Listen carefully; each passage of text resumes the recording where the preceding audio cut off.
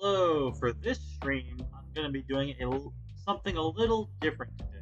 Instead of just like the last couple of streams, I was just like kind of like casually drawing, taking requests. But I wanted today's stream to be a little more structured than that, maybe a little more like about something more specific. So what I got here is a tier list of a bunch of Cartoon Network villains. And in the future, I might also do these for like Nickelodeon, Disney Channel, whatever else, Disney movies maybe. I don't know. I think this is an idea of something I might want to start doing, just like ranking villains from animation companies like this. But before we get started, I want to just put the fact that I am streaming onto my socials. So give me one moment.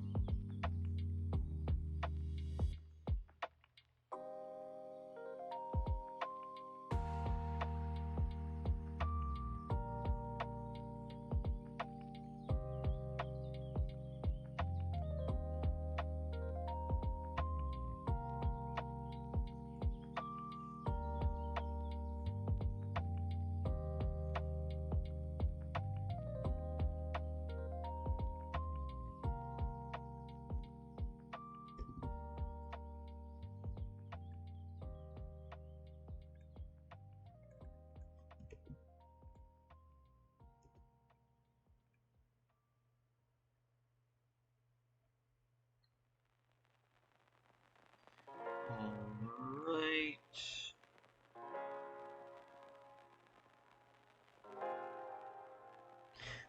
Okay, now I got everything set up for the stream. Now let me see if I got any comments so far. Nothing yet. Alright. So I guess I'll just get this started. Maybe something I want to do first is I'm just going to... Something I usually like to do early on these kinds of like tier list streams I've kind of do on and off is just first file out the characters or like things on the list that I just know for a fact I don't have that strong an opinion about or I don't know that well. Let me do that now. Remember this is like the Galactus parody next lap, I don't remember it very well. This must be a dial-in for Monkey, but I do not remember. Yep. I remember all these characters,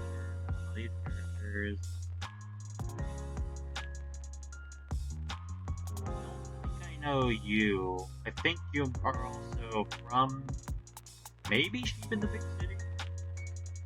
Alright, now you know all of you.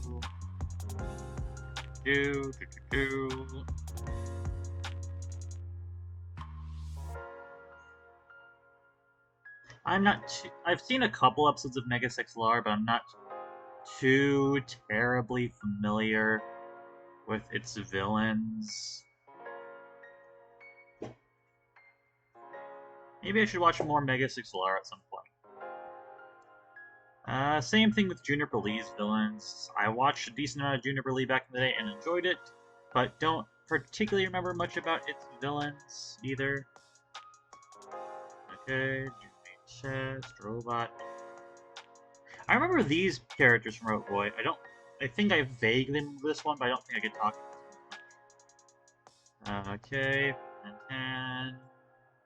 I don't think I have much to say about that. I don't remember you two very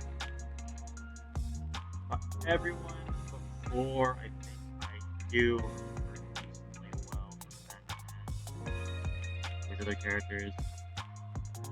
Drama, Powder. Okay, for Flapjack, I genuinely can't remember who this character is. I did watch a good amount of Flapjack back today, but I haven't seen everything, and my memory's not the best. I remember you from Secret Saturdays, but I can't remember you, but you look also like from Secret Saturdays. I know you're from Scooby-Doo Mystery Inc., but I've seen a decent amount of Scooby-Doo Mystery Incorporated, and I know of this character, but I haven't seen the character in the show myself. I don't think I know who this character is either. Adventure Time, I'll be able to cover everybody. When it comes to Generator Rex,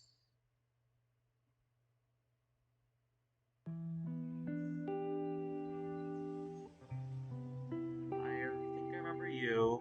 I remember Event Place. These others who I'm not as familiar with. Man, I think I vaguely remember you. I'm not sure off the rank, but I do remember Van.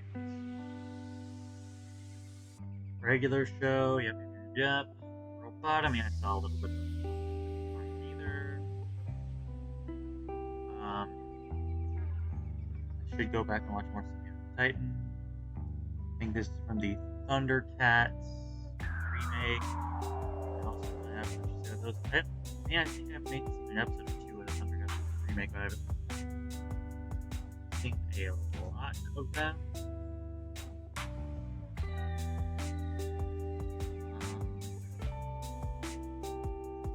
Gumball, Grandpa, Steven Universe, Clarence, Over the Garden Wall,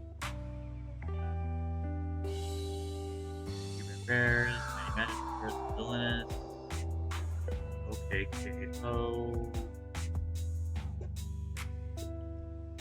Mau, Victor Valentino, Infinity Train.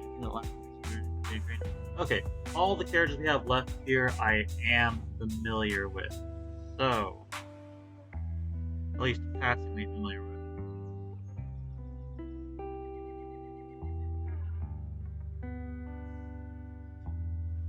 So, I think I'm going to start ranking them from the top.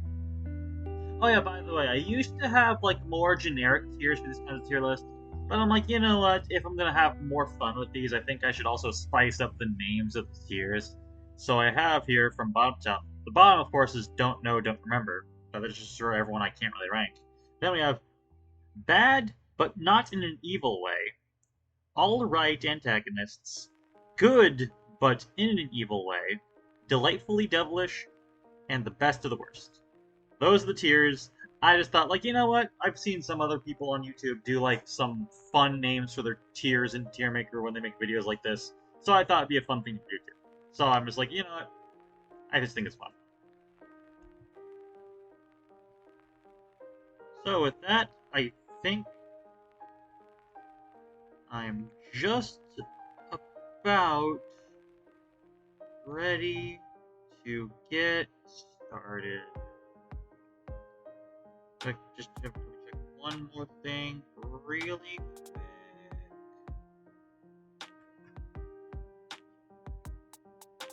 Alright, I think I'm just about ready to get started. So, starting with Mandark from Dexter's Lab. I'm just gonna say, I think that Mandark is a good villain, but I've never loved him. I like when it comes to villains, I think there's a couple things I find interesting, like how interesting and in-depth their personalities are, how entertaining they are, whatever they're going for. Like depending if they're like a serious villain or like a character with more depth, or if they're supposed to be comedic.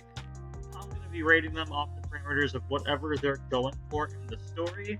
But for Mandark, his main goal is to be funny, which I think he is decently funny. Not the an absolutely like hilarious character to me that has like all the screen presence in the world or whatever, but one that I do find enjoyable enough to be a good antagonist. Specifically, if I had to say anything more substantial at Mandark, though, I think he makes sense as the main villain for Dexter's Lab. Like being like an opposing scientist, but I was gonna say more evil, but more evil than Dexter, because Dexter's not exactly a saint himself. Uh, yeah, I think that's about good for Mandark. I do think he's funny. His laugh is iconic, of course. And I think his backstory is kind of interesting as well, like how his parents are actually hippies. I think that's actually a fun backstory. There's a lot of fun things about Mandark's character, but I have never absolutely loved his character. I do think he's a good villain. I mean, for me, I think it's easy enough for me to say I like a character or enjoy a character's screen presence, but I think it's a little more difficult to get to like the upper echelon for me. Anyway, on to the next one. Red Guy. Here's the thing. I have seen a bit of Cow and Chicken and a bit of I Am Weasel, so I am surface levelly familiar with Red Guy. I'll rank him. Yeah, I'll rank him.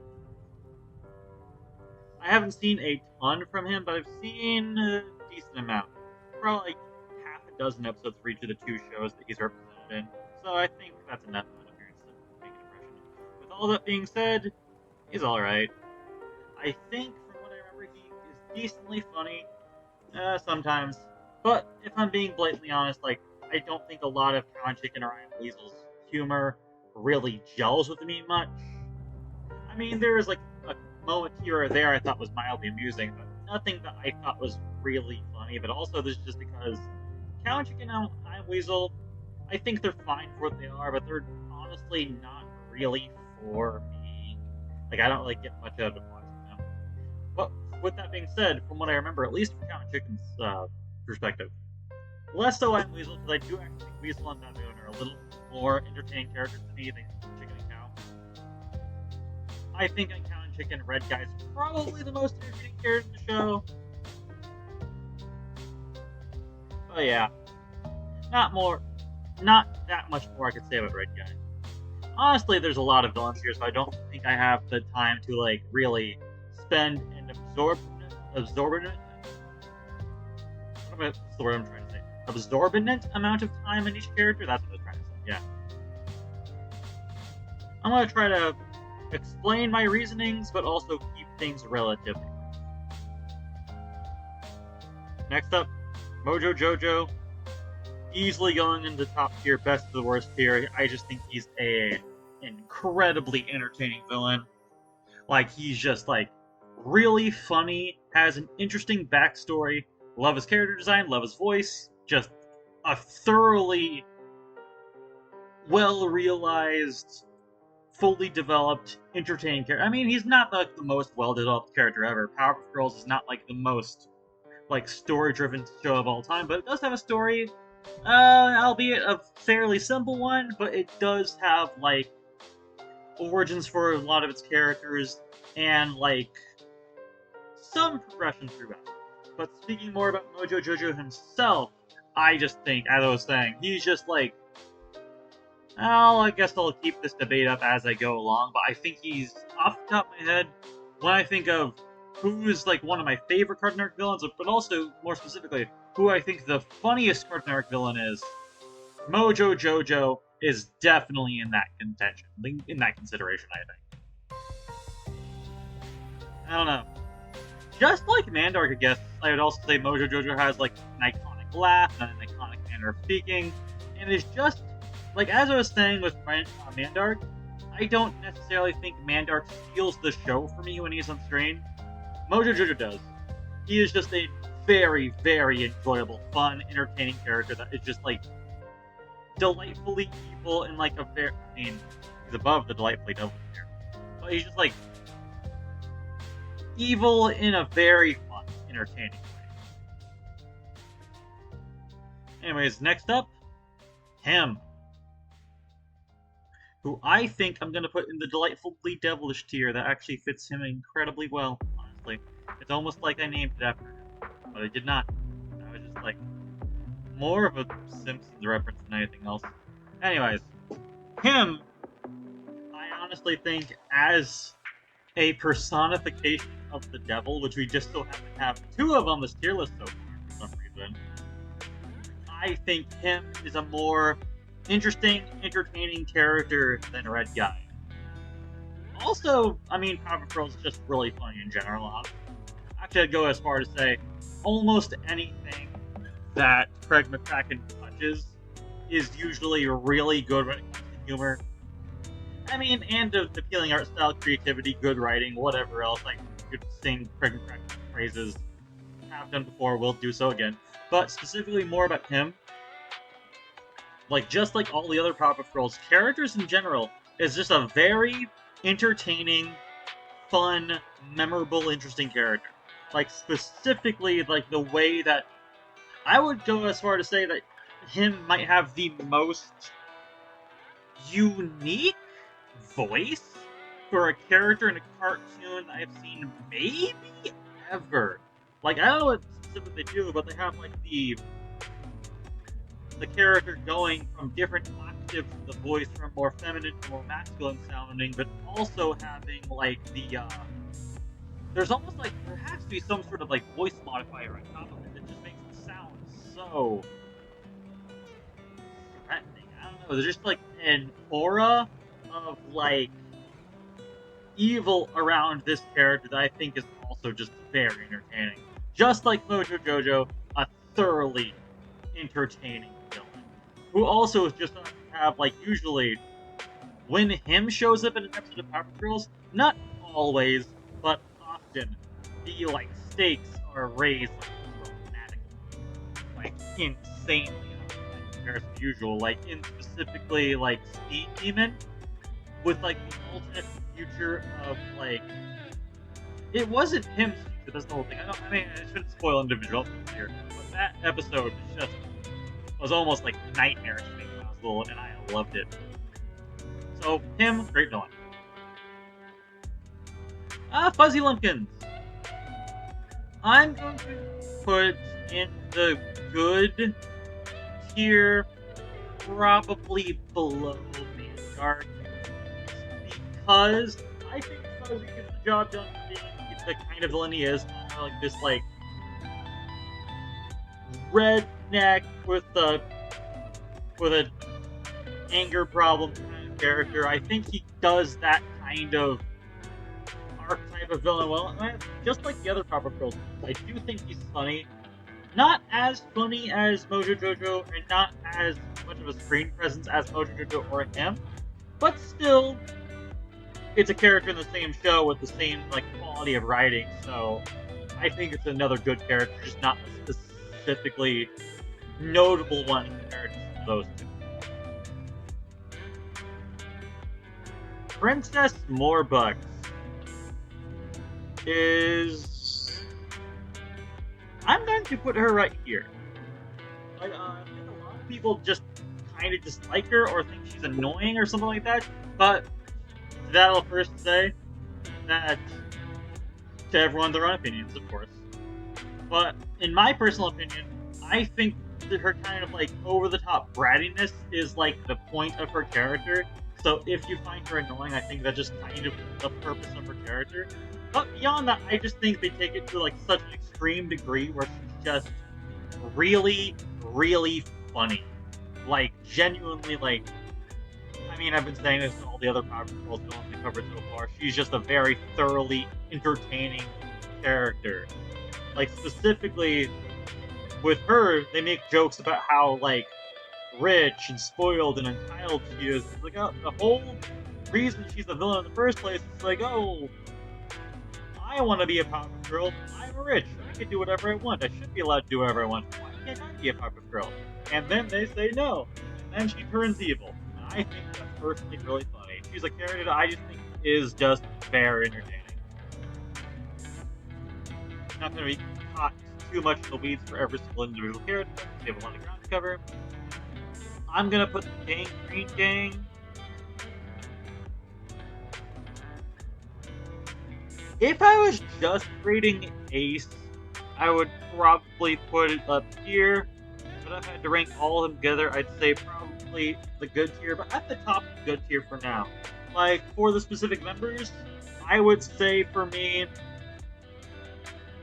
Arturo and Snake, I don't think are as interesting. They might have put in the alright tier. Goober is an interesting one. I'm not sure where I'd exactly place him on his own. Big Billy, I definitely put in the good tier as well.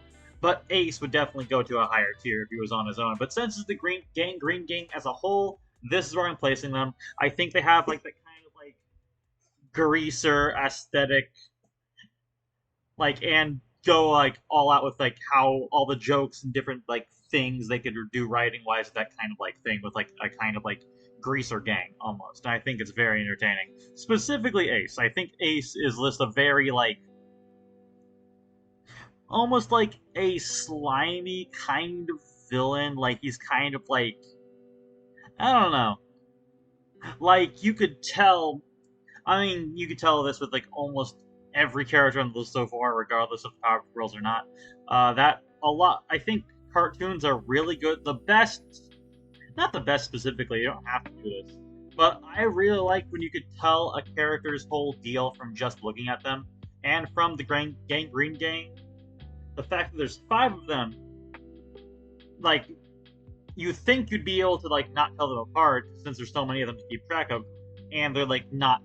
They're kind of important, but not like the most important characters in the show in the grand scheme of things. But they're so distinct, like design and voice and personality-wise, that you might not remember the names, but you'd definitely be able to tell them apart and tell which one's which. But Ace himself is just like another very entertaining character with a very good screen presence to him. And I just also think the Green Gang overall is pretty fun. So, I mean, that's going to be a trend on this list. I enjoy good comedy from like stories or characters or whatever. If a character is funny, then I'll probably give them more props because that's just like how my brain works, I guess. But I mean, I could probably rank decently high for other like actually more serious villains as well. But I just am very chummy with characters that I can laugh with or laugh at, regardless. Gang Green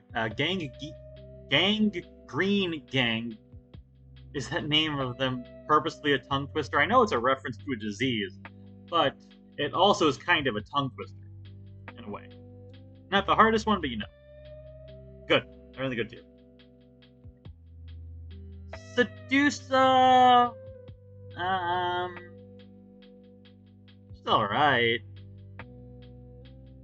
I mean, I get her pun in her name and the references and everything, and I think she's well designed for the character she was presented as, but I just think, in comparison to a bunch of the other villains from the Powerpuff Girls specifically, she's fine.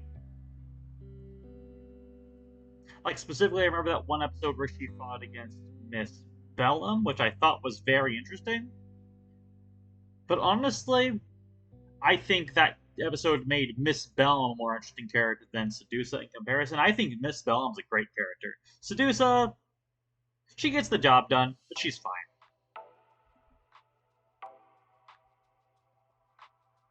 Then we have the Amoeba Boys, who I'm personally gonna put in the bottom of good tier.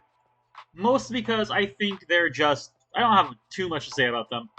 Their whole thing is they're kind of lame and pathetic, but they're still villains, and they have, like, do all these, like, very mundane crimes.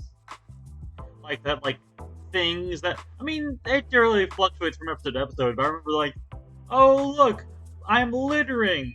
Is anybody gonna stop me? Look what I'm getting away with. Like, the very, like, pettiest of crimes they were just doing. And I think they're not the best villains in the Powerpuff Girls, but definitely still good ones, and definitely still fairly funny ones. The Rowdy Rough Boys...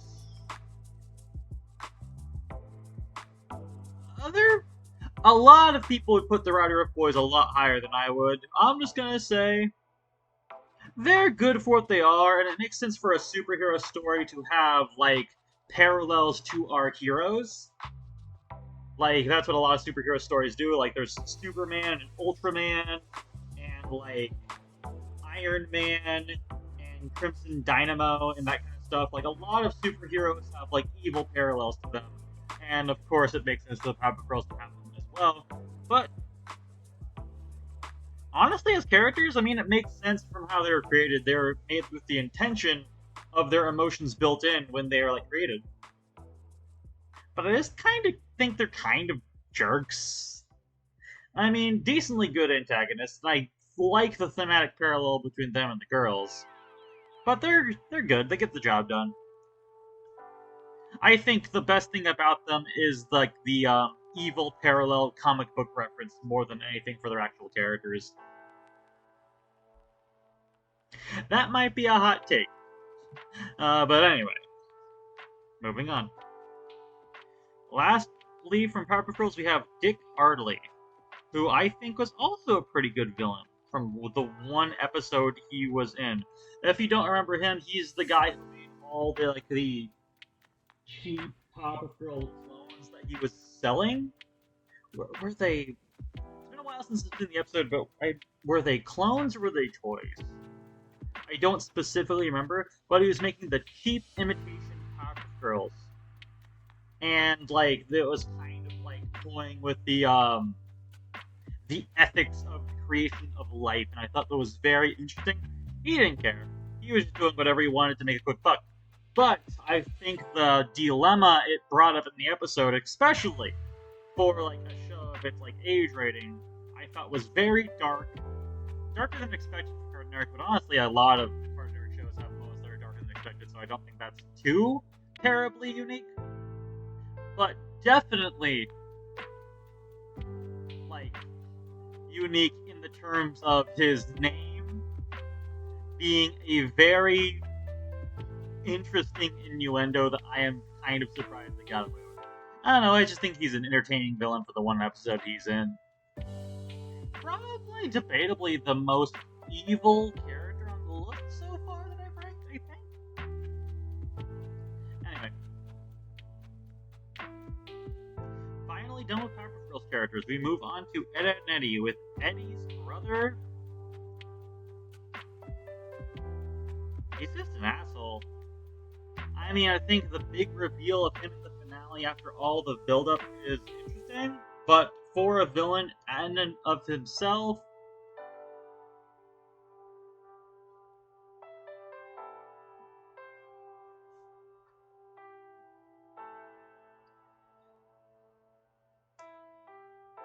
gets the job done. Whatever. The Kanker sisters. Yeesh. Can't see it, but I'm pulling my color right now because I'm just like, I don't really know where to rank them because the whole thing with them, like, throwing themselves to the edge and forcing them to do things honestly kind of makes me uncomfortable. Even though I also think they can be funny characters and good antagonists as well for when they need to be. but they also kind of just give me an ick, I guess. I don't know. I mean, they're villains, so I guess that's the point. That's the intention of it all. All that being said, I think I'm willing to put the Cankers in the good tier. I'll put them right about here because they're good antagonists for their purposes. I mean, isn't it the whole thing? If you dislike a villain, they kind of serve their purpose well. I think the Kanker is like a kind of like, if I think of it from that perspective, I think I could put them here. Good villains, very, very mixed on those characters. Cats, I think is a great villain. Don't think I like him as much as Princess or him, but I do think he's a great villain. Like he has like that smooth British accent. There's something about like a British villain that I think is just kind of interesting. Like it's almost like I've never seen a James Bond movie, but from all the cultural osmosis and everything I've heard about them and all the references I've seen to it, I'm assuming that Cats is kind of supposed to be like a Bond villain. I mean, you could maybe also say similar things about Lake Quack, but we'll get there. Why is the snowman on here? But I think Cats just has like a very, very compelling screen presence. Whenever he's on screen, you just like pay attention to him because he's that compelling of a character. Less so as entertaining as the Powerpuff Girls villain, but more just legitimately unhinged and threatening. Like, you just keep your eye on him because you don't want to lose sight of him because, like, what is this guy gonna do next? He can be funny and he can be interesting in that sort of way, but more than anything else, I just think he's a actual, legitimately threatening villain. I think I'd say Dick Hardley for the Powerpuff Girls is probably still the most evil villain on here, but I think Cats is fairly close to that too.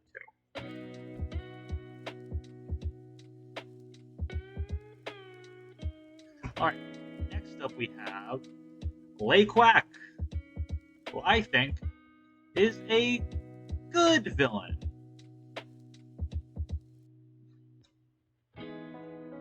Ace is really weighing up the Gangrene Gang, so I think I'll put Lake Quack here. I think he's a very funny, very entertaining villain. Also, just like, I don't know if it's the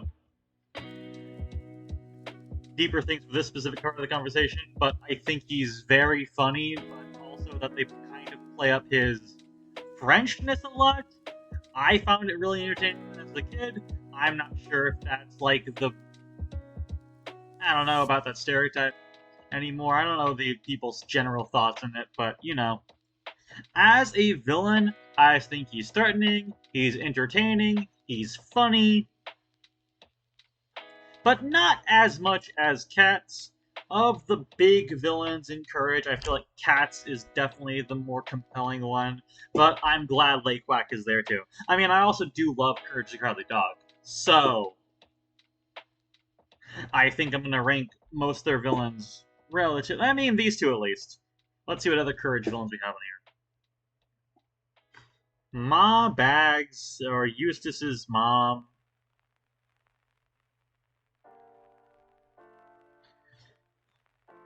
I mean, I said that whole thing about the character being unlikable, but she's also funny. I mean, almost all the characters in Courage are pretty funny.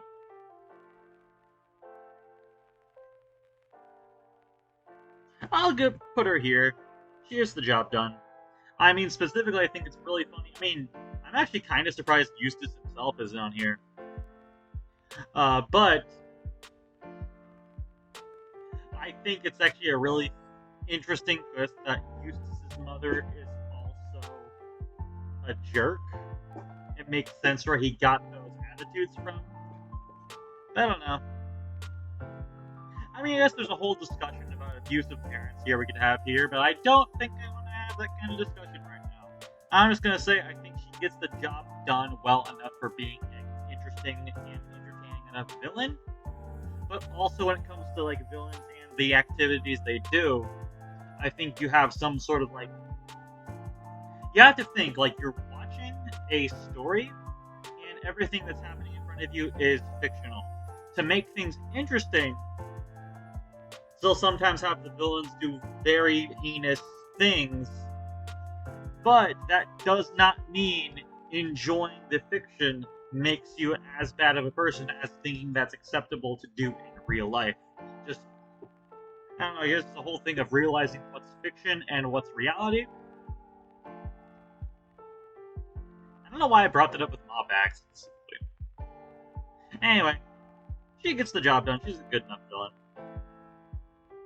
I mean, with how I'm talking about some of these characters, I might actually want to bump them down. No, I'm bumping her down. Here, yeah. I think about it. Anyway. I vaguely remember the snowman from Courage. I've definitely seen his episodes.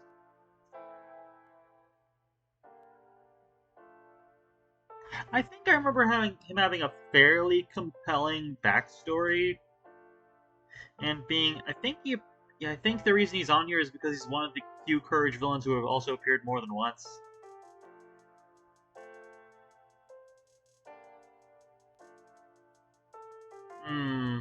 I was gonna put him here, but I'm like, would I really put a villain that I have this little to say about that high? Put him here. Maybe I should bell curve this. I need to like make sure like all the list has like things in it. So maybe I don't know. Anyway, Freaky Fred, definitely the most compelling of one of the most compelling of Courage's one-off villains. Immediately shoots up to the delightfully devilish tier. Just captivating screen presence, very memorable voice, I don't know, everything about the episode Freaky Fred is just insanely memorable and interesting. It's a fantastic episode. I love it. And Fred is a very good villain for that one episode. Also, I know he's a Sweeney Todd reference. I have not seen Sweeney Todd myself yet, so I don't know how they compare on a deeper level. But surfacely, from the outside, I'm aware of that aspect of him being an X-Men. Anyways, Freaky Fred's a great villain. King Ramses. He's creepy. Gets the job done. Definitely, like, the early CG animation is the creepiest thing about him. He's terrifying to look at, or was terrifying to look at when I was a kid. But when it comes to the deeper ramifications of his character compared to some other ones, I'll say this. He gets the job done for being a good, like, almost jump scare. But when it comes to being a more compelling antagonist beyond that, I'd say he's good enough. I think the visual impression of the character is more than enough to weigh him into this tier. The general and the soldier from Sheep in the Big City. From what I remember, they're alright. No, I'm gonna put the student of here. Like there. Because I remember the general being decently funny. The soldier, kind of as well, but less. So honestly, no. What am I doing?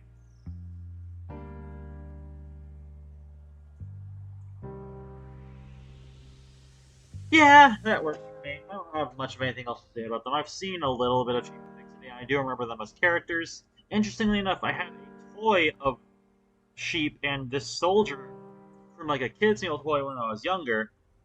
That's really the most substantial thing I have to say about it. The nun that ran the orphanage in Time Squad. She's just mean. She's not a pleasant character to watch. She's not a fun villain. She's just an abusive adult. I don't really have much of anything else to say about her. Aku, on the other hand, straight up to the best of the worst tier. Aku is a fantastic villain.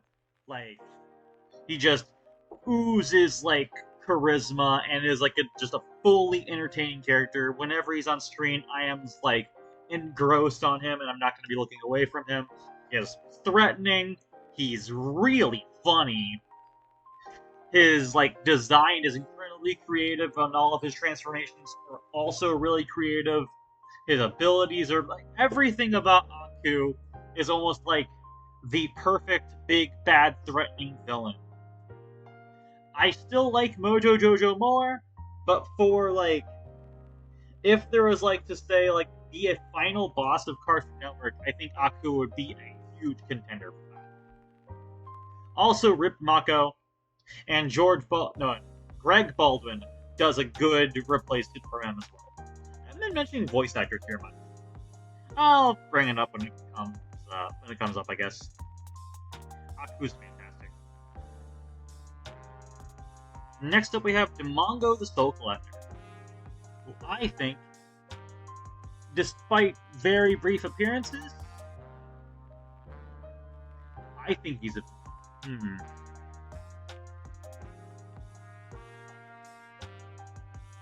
I think I'm going to put him here.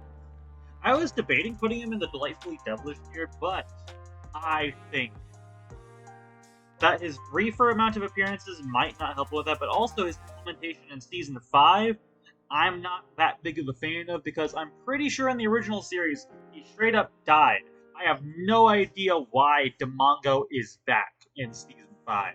It's a fun reference, and it's nice to see him for a bit, but then afterwards I've been stuck on the implications of why he's back. I don't know. Good villain, though. Love his design. Love his character design. Love his voice. Very similar to how I praised Tim's voice, Demongo also has an incredibly unique, interesting voice. I believe it's Kevin Micah Richardson who voices him.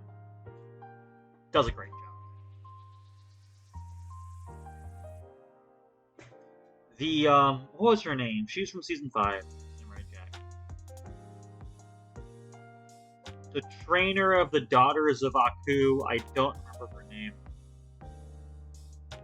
She's a very threatening, cold-hearted character, but in the way, unlike the nun from Time Squad, I just think she has more of a overall villainous screen presence that just like she's a threat that you want to see defeated, and I think that does make a compelling villain. I'm going to put her here. I don't have much to say about it more than that, I guess. So. Anyway, just gonna check something up real quick. Alright.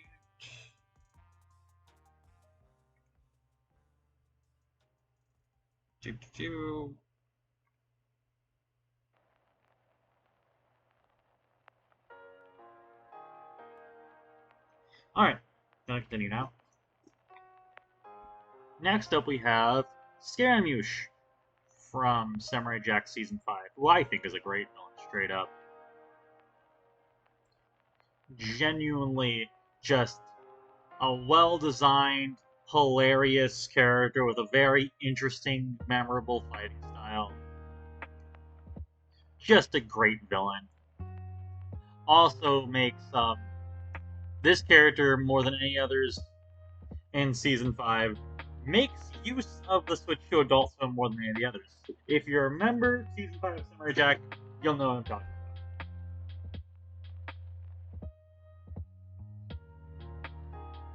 Hector Con Carne and Boss Gob the Bear.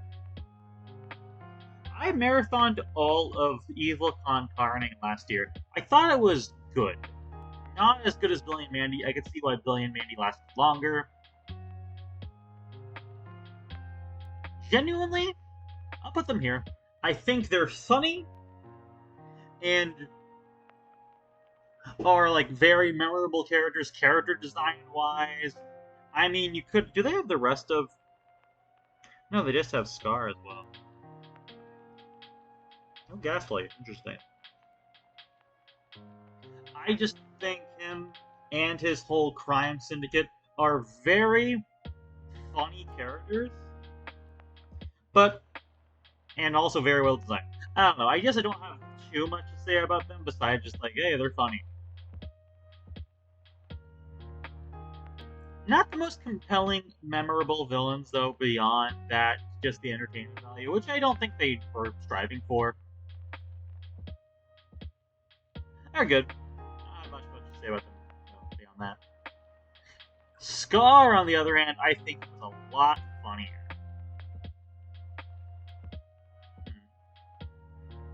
You know what? I feel like Ace is kind of keeping some characters out of the potential higher tier. I'm gonna put Ace in the Gangrene Gang up here. I'm gonna let Ace top load this one a bit now. Meaning I'm also gonna put General Scar here as well, because of all the characters introduced in Evil Con Carne, I think General Scar was easily the funniest of any of them.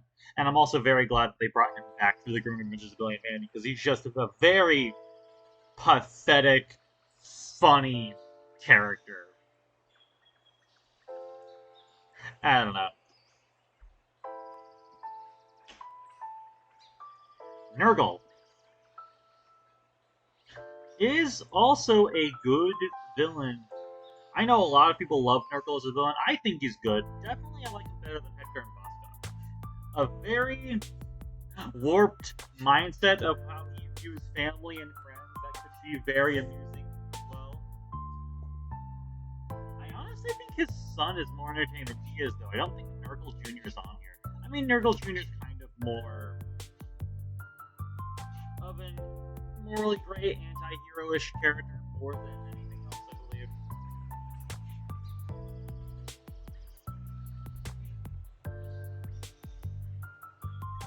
But yeah, Nurgle, fun villain, very good character design, fun powers. Not a villain I have too much to say about, but definitely a good one. Eris is really funny.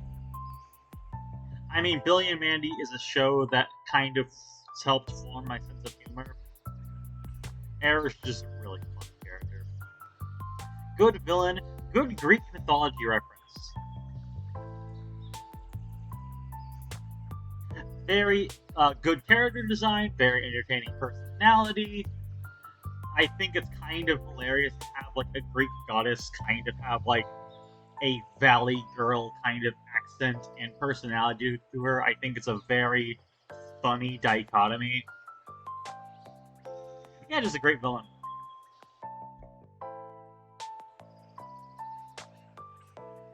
Boogeyman, I believe, was voiced by the same guy. I want to say it's the same guy who voiced Barnacle Boy in SpongeBob. I don't remember his name off the top of my head, though. Anyway, I just think he's a funny character. Honestly, Boogeyman, to me, weirdly enough, I mean, maybe it's because of the Barnacle Boy comparison I just made, feels kind of like a SpongeBob character to me. I don't know why. He just has that vibe. No! Doesn't he share the voice with Dirty Bubble? I need to look this up. Give me a second. I need to look this up.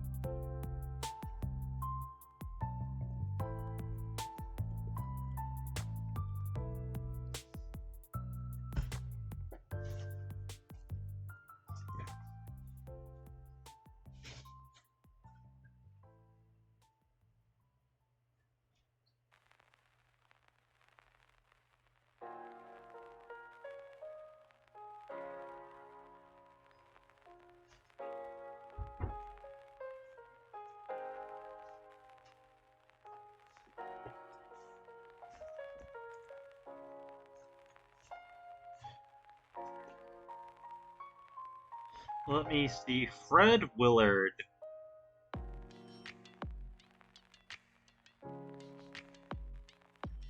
Who did he voice in SpongeBob? Wait, was he not in SpongeBob? Wait a second, who do I remember him voicing then?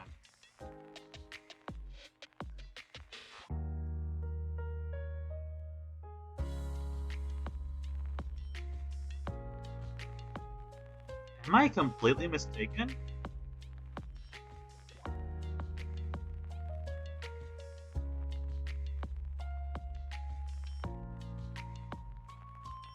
I am, never mind. Huh. Interesting.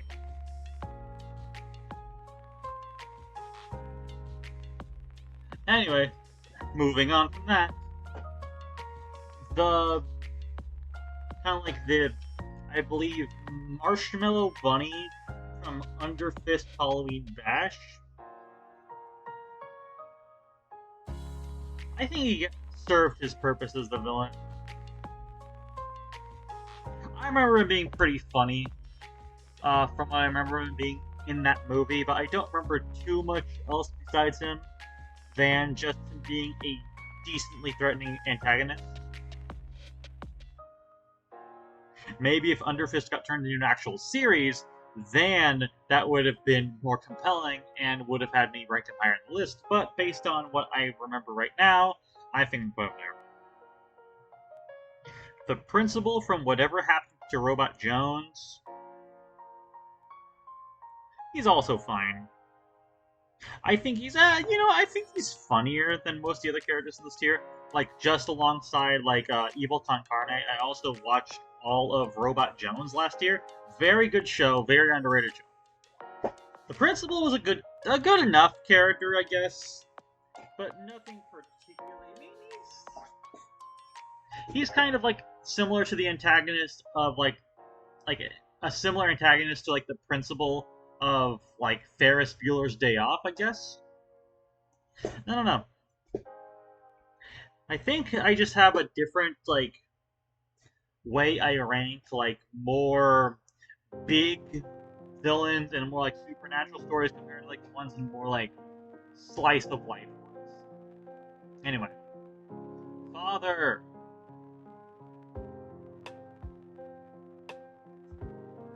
Above Aku, is that controversial? I do not know. Father is a great villain. He has a very menacing screen presence, great voice, great design. He's really funny, very threatening, just like the full package when it comes to a good villain. Also, he has a pipe. I'm surprised they allowed a character to have a pipe in a kids' cartoon from the 2000s. I don't know, just a very threatening, very entertaining, very memorable character. Whenever he's on screen, you're like, oh no, I hope he doesn't. Like, when he's on screen, you're worried for the protagonists. That's what I'll say. Like, you hope they get out of the situation unscathed. I mean, it's a kid's show that can only do so much, but Father makes you think they'd be able to step further than that. I don't know. Great villain. I'm guessing we're gonna get through a ton of Kids Next Door villains, yeah. Cree Summers. No, Cree Lincoln. Cree Summers is who voices her. Cree Lincoln, I think, is a good villain. Not an absolute favorite of mine, but I can respect her as a good villain. I think the different factions of Kids Next Door are interesting. Like, usually it was mostly just like the kids and the adults, but teenagers are also this very interesting area where a lot of them were also evil, but some of them were good, some of them are double agents, some of them were God, when it comes to like the Chad and Maurice, but I don't know, I just think they're a very interesting faction in Kids Next Door. Cree, I thought, was a very interesting character in the regard of, you know what, the more I think about it, I actually do want to bump her up. I do actually think she's a great villain.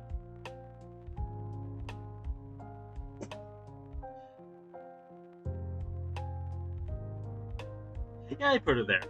Yeah, I just argued my way to putting her up, I guess. She is just a very... I don't know, whenever there's like a protagonist or like a hero in a story and they're like one of their family members is a villain, that's a very interesting dynamic to me, because actually, to me, it's kind of similar to like El Tigre. Like how Manny's father is a hero and his grandfather's a villain, but like there's like all the different like varieties of the moral spectrum in like the same family. I find that to be very compelling and interesting. But also, I think she's a very fun character. Surprisingly, like a kind of like a chill teenager kind of like personality to her, which is a very interesting personality to have for a villain. I don't know. Good character. Good villain. Toiletnator is super funny. For comedic value alone, I think I'm gonna put Toiletnator a lot higher than other people. This guy is really, really funny.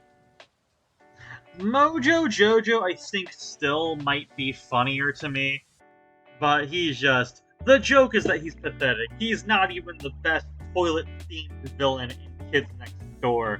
It's just, he's just like... He's the joke. I think it's just hilarious. Very pathetic personality, and just the character design super funny. Really funny voice and performance from I believe it's D. Bradley Baker. I don't know. Toiletnator's great. Very funny character. Sticky Beard. Sticky Beard's good. Not an absolute favorite of mine, but I'd personally put him here. For like a pirate-themed villain, I think he gets the job done well enough. I also think he's a fairly funny character, a fairly creative character. I don't know, just a fun character. But I don't think I have too much to say about besides the fact that, hey, he's entertaining. Grandma Stuffin. Her episode with like the food fight song, whatever it was, is really memorable and probably one of my favorite episodes of the store. I don't really think I have that much to say about her than like more substantially than that. But I think she definitely gets the job done as a good villain and has that one really, really memorable, entertaining song in that one episode. Still a good amount of villains to go, jeez. Night Brace. Very funny to have a dentist-themed villain in a kid's cartoon. Also fairly funny. They run with the concept pretty well. Fun character design. Voice is interesting due to him having the braces on. Very funny character. Not as funny to me as Toiletnator, but still an entertaining one. I put him here. Grandfather from Operation Zero. I don't like him as much as father. What? What? Oh, give me 1 second. What happened? There we go, fixed it. I think he's good. I remember being a fairly compelling, memorable character for the movie.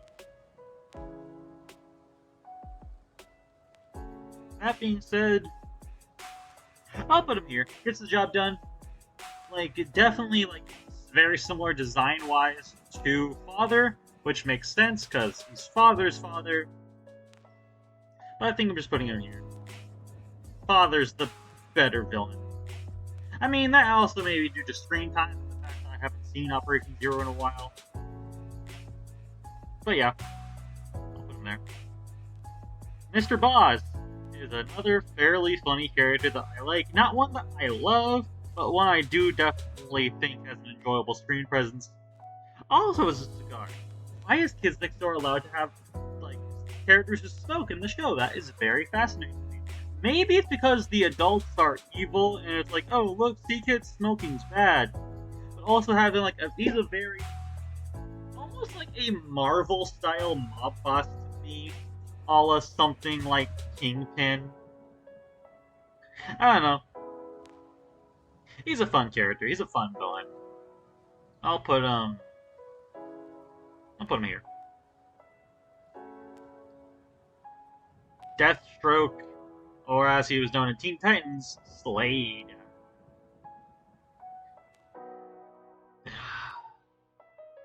Easily best of the worst tier. He is a very... No, I think he's easily the most threatening villain on this list so far. He's just like, I was saying with characters like Father, like, oh, what he's gonna do are characters in peril. Like, when it came to other things, there was only so much you could get away with, despite those, like, fears being tangible. With Slade, from what I remember, I'm like, no, he was genuinely terrifying. Like, genuinely threatening. Has such a screen presence that just oozes straight up evil.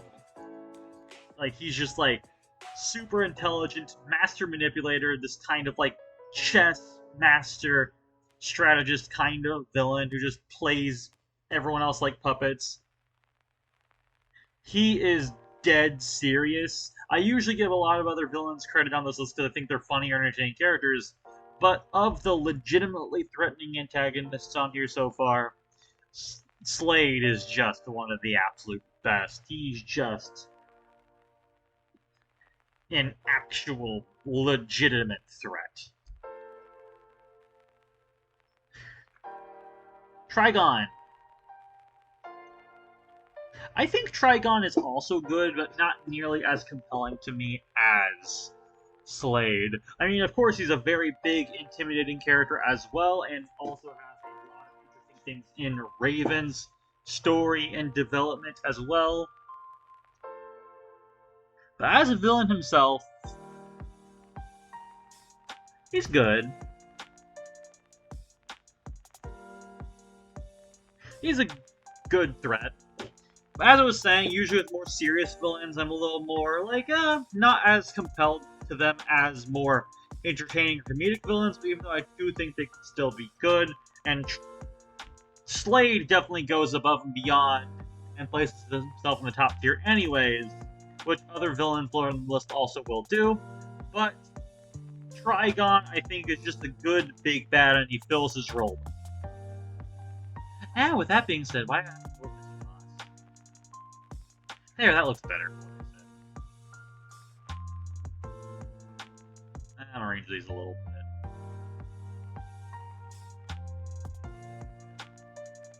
Yeah, there, that looks better. Anyway.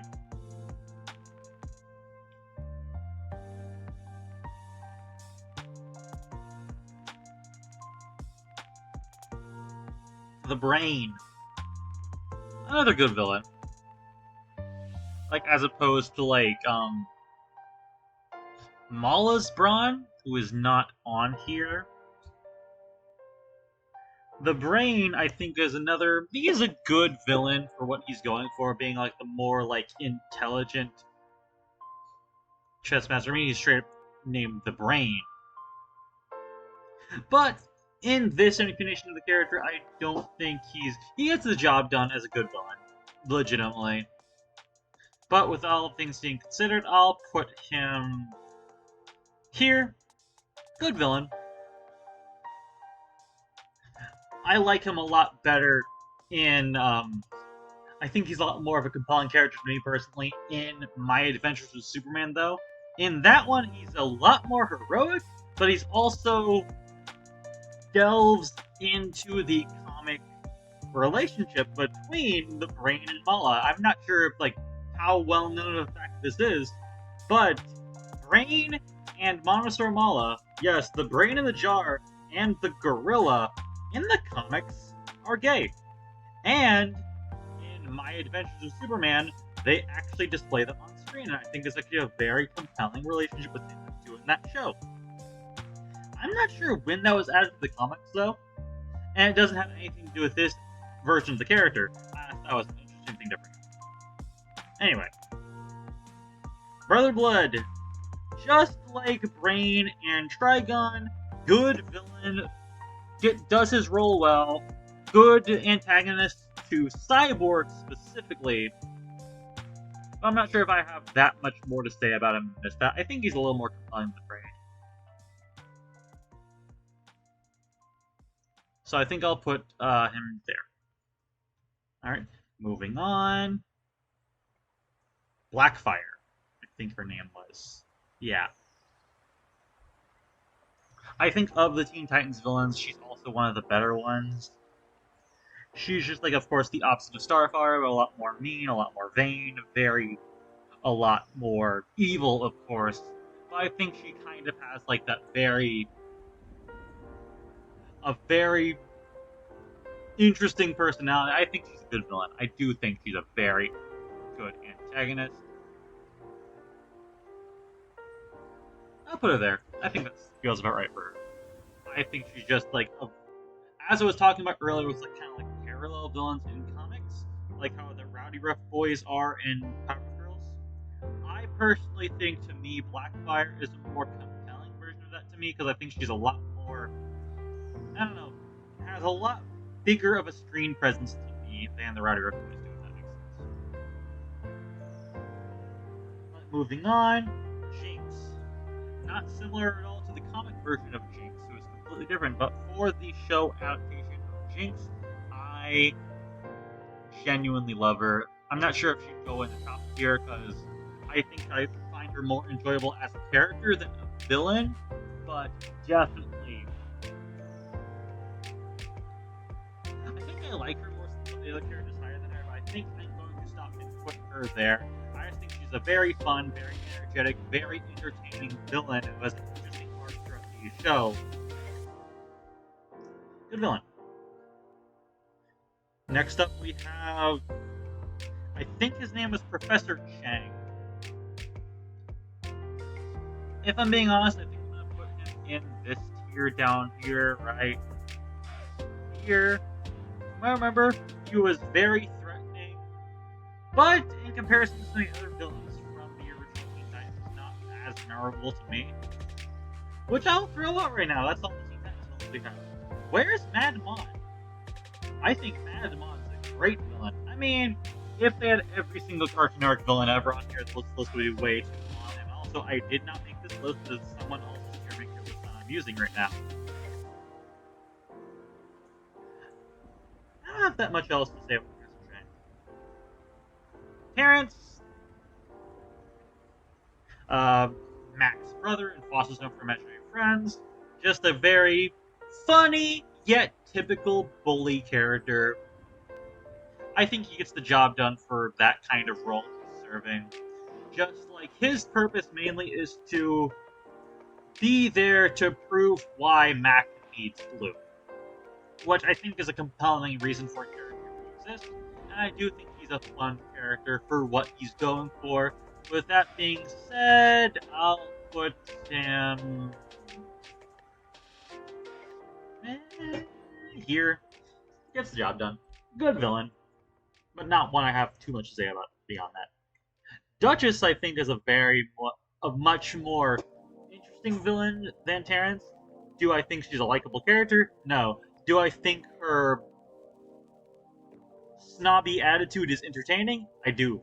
I think she's a funny, memorable character with a very creative, interesting character design, like going for like the Picasso kind of theming for a villainous character with all the different like character design aspects of.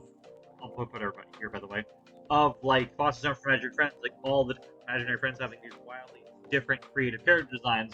She definitely has a creative character design. Her personality is fairly simple for kind of like a snobby, rich woman kind of personality, but I think she does make a fun enough recurring antagonist for the series. I mean, she's not a big fan. She's like, Foster's Known for Imaginary Friends' stakes aren't that high in comparison to something like Teen Titans or Samurai Jack. But I do think she does get the job done as a villain.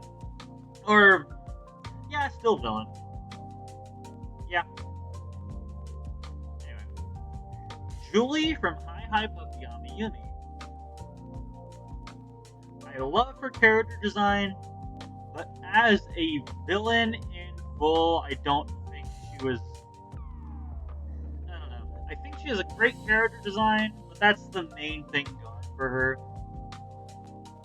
Because honestly, beyond that, she was just like. I think from what I remember, she wanted to insert herself into the band and be their third member of the band. I don't know. I think she had a lot of potential, but from what I remember, I don't remember if they utilized that. You know, I really like her character design. I think I'm gonna bump her. I mean, I have other reasons that the character doesn't talk up as much in the higher tier. I think I'm gonna at least put her at the bottom of good tier. Actually, now I think about it, I believe she wanted to insert herself into Puffy Yumi as like the third band member, but they didn't want that because they were already an established duo, and now she's just upset that she's not allowed to be in the band. I don't know. No characters from My Gym Partner's a Monkey on here. Interesting. I think this is like a rough chronological order, by the way, but not a full one. No, no, we do. Oh, I just expected to be by Laszlo, but that makes sense. Scoutmaster Lumpus is a very funny character.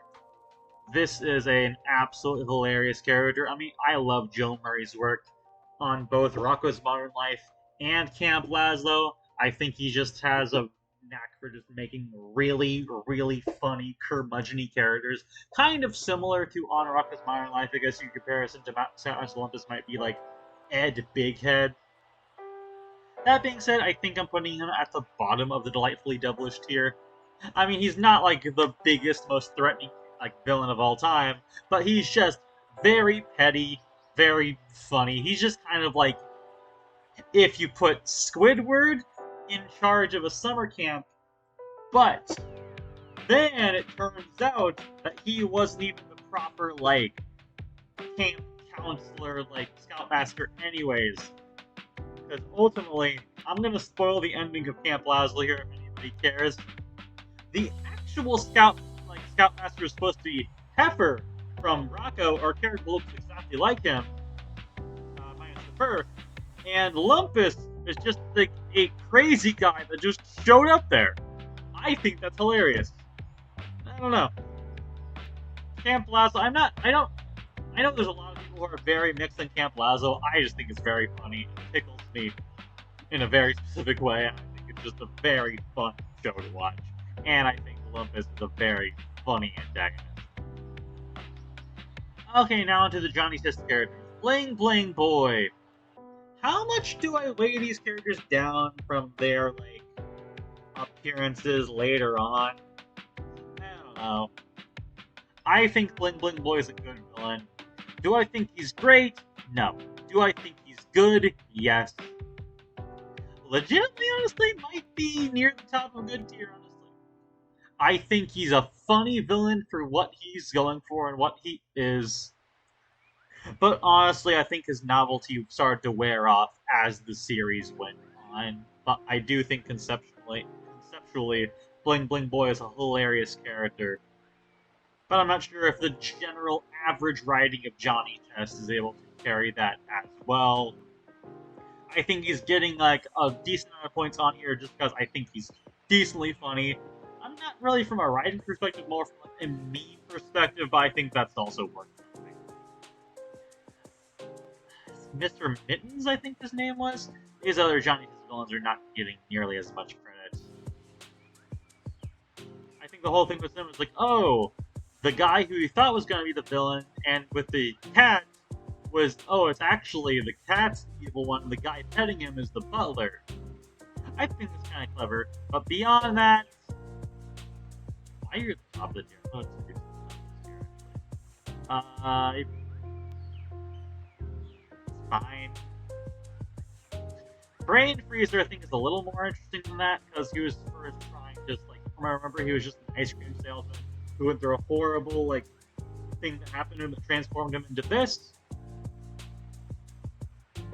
And you know what? No, just like slightly higher, yeah.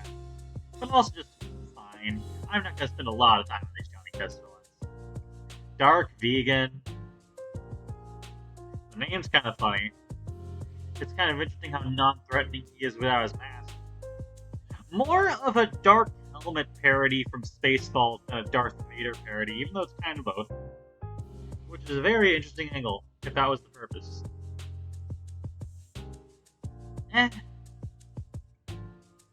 Alright. Not bad. I think I give credence to enough characters to where it takes a lot for me to straight up say I dislike a character. I like to give like almost every single character their own personal merit.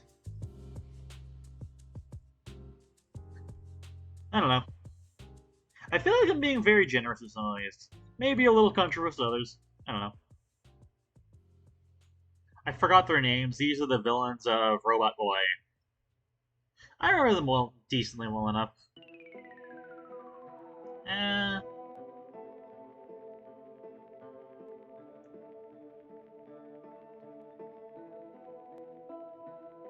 I'll put you a little higher, actually. I have more to say. I had more to say about using the other villains. And you actually as well.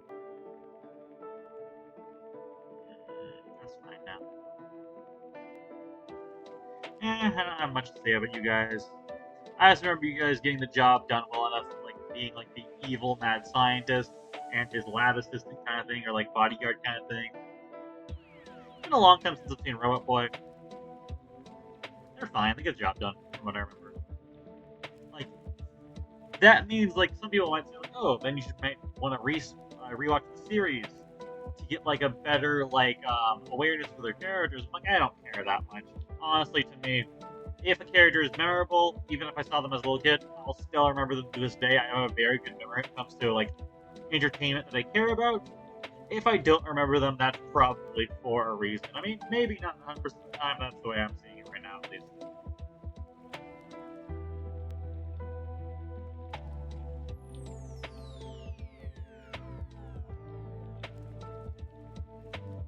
Anyway, let me check for a second. Okay, next up we have Bull Sharkowski from My Gym Partner's a Monkey. From what I remember, he's decently funny, but just like beyond that, just kind of like a typical villain, like bully character. I think the water like headphones are funny. He's fine. I don't have much of anything else to say about him. Bill Jax, on the other hand, I think is a very good villain. Not one of my personal absolute favorites, but definitely earns his right to be in this tier. He's probably one of the most villainous of all the villains Cartoon Network has ever had. Also, I think it's kind of interesting that he's almost like a pseudo allusion to Cthulhu, being like this big intergalactic space villain, having like kind of like octopus squid kind of inspiration. I think is actually very inspired based on that decision. Very threatening. Very good character design. Very creative character design. I think Slade does his kind of shtick a little better, though, even though I do think he's a good one. This is I believe this is Ghost Freak. After Ben lost control of Ghost Freak, I remember him being a good villain, but I don't remember too much terribly about him beyond like Ghost Freak. I think it was an interesting story. Like Ghost Freak escaping from the Omnitrix and not wanting to be controlled by Ben anymore, and like becoming an antagonist. That is interesting. I just don't, I guess, remember him too terribly much. I think I'm gonna put him there. Hex. I remember Hex being a good villain. Don't have too terribly much to say about him besides being a good enough magic-based villain. As I said, I have more to say about characters I either find legitimately very imposing with their screen time or just entertaining or funnier. I think Hex gets the job done good enough for what he's going for. I'm gonna put him there. Terrence is kind of funny. I'm gonna put Terrence there. Yeah, that works for me. Kevin Levin from the original series. If we're not counting like Alien Force onwards, I think Kevin is a very good character for like including all those later things, but just including his appearance as a villain in the original Ben 10 series, I think he's good. I remember more than anything else, he was a bad influence on Ben until he started getting more and more destructive as the episode went on until they had to fight it out. I don't remember how he joins Ben's team later though. I think I'm giving it a little more credit because I'll put him there. No. I'm actually gonna put him here. I do think he actually was a very interesting character when he first appeared in the original series. I mean, if we're ranking just characters in general, and I had to rank them as a whole, I'd put him a lot higher because of like Alien Force onwards. But as is for the original series, I think I'm gonna put Kevin there. With that being said, I'm surprised Kevin from Edit that he's not here. Zombozo.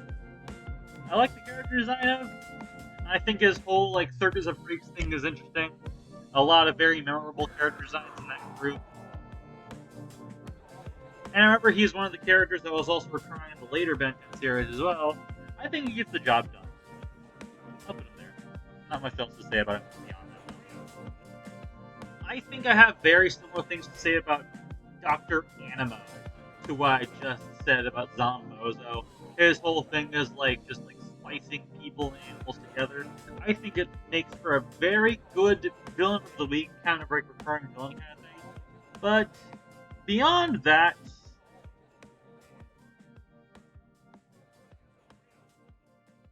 he's fine. No, he's good. I'm not gonna say fine. I think he's good for what he is. I'll put him there. No. Nah, Brother Blood is a little more threatening. I'll put him there.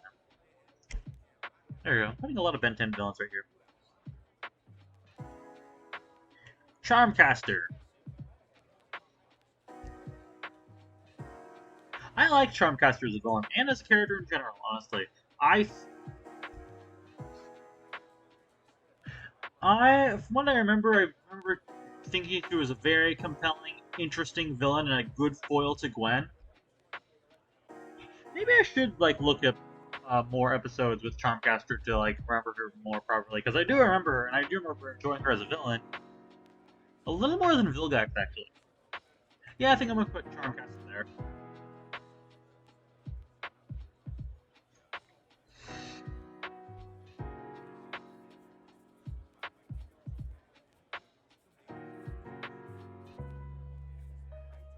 I know a lot of people are very mixed on this character, but I adore Chris McLean. I think he's a fantastic villain. I just think he oozes charisma. He has like a very big screen presence, and he's absolutely hilarious. I love him. Great villain. Really hilarious to have like a kind of like TV reality show host being this evil, but I love it. No notes. Really, really funny.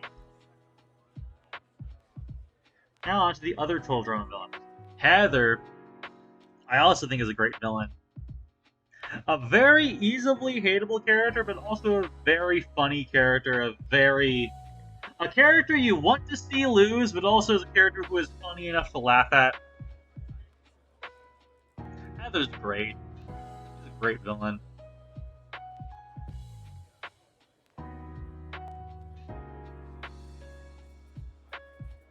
I might be biased. No, whatever here. I might be biased towards Total Drama, though. Total Drama is one of my favorite Cartoon Network shows. Alejandro.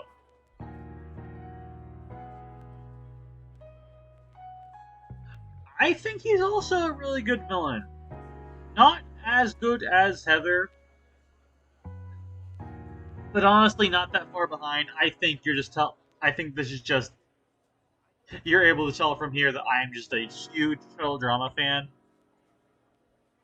I think Alejandro in World Tour is a very compelling antagonist, and very like silver-tongued, sweet-talked his way through like to get to the finale of that in a very interesting, memorable way. I think he's just a very compelling character. I mean, the characters in Total Drama don't really have the most like evil screen presence for their villains. But I do think Alejandro is still a very entertaining, very fun villain to watch. The writing of All Stars notwithstanding, for any of the Total Drama stuff, honestly. Speaking of All Stars, Mal.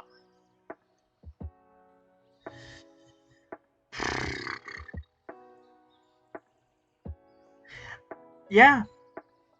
Honestly, I think we could say he's a decent enough antagonist in a couple regards, but and at least has like a decent screen presence to him. But honestly, the reason I'm putting Mal all the way in the bottom tier right here is just the writing around dissociative identity disorder, DID, and just like how genuinely, bafflingly stupid the conclusion of this villain was. It irks me. I'm usually not this negative when it comes to things like this, but I like Mike as a character. I think Mike's a good character. I do not like Mal. I think he's a decent enough antagonist, but his ending really weighs him down here. Oof. That's what I'll say about Mal. Scarlet! Why is Scarlet before Ezekiel? Whatever.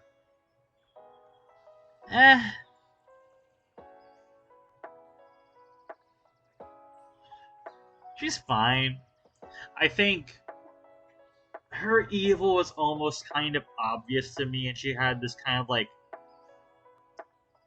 She feels like a very silly, cartoony. I mean, they're cartoons, so that makes sense. She feels like a ridiculously over the top character, but not exactly that much in a fun way.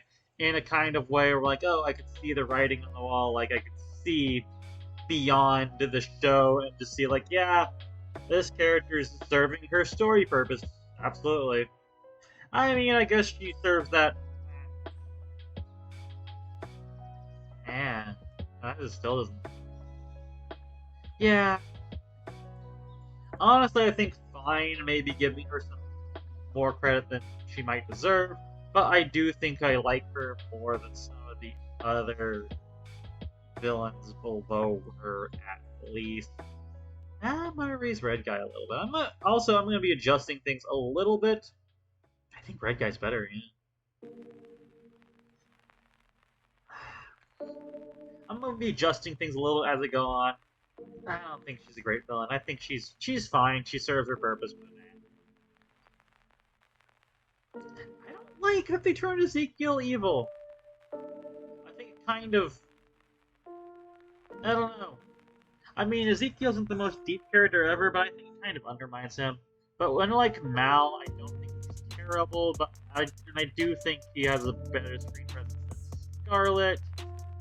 But it's not by much higher, honestly. I don't like the writing decisions they made with Ezekiel that much, but I guess for what they ended up doing, maybe it's more familiarity with me at this point, but I guess it's whatever. Oh, onto Chowder's characters. Endive. I don't love Endive as a villain, but I do think she's very funny.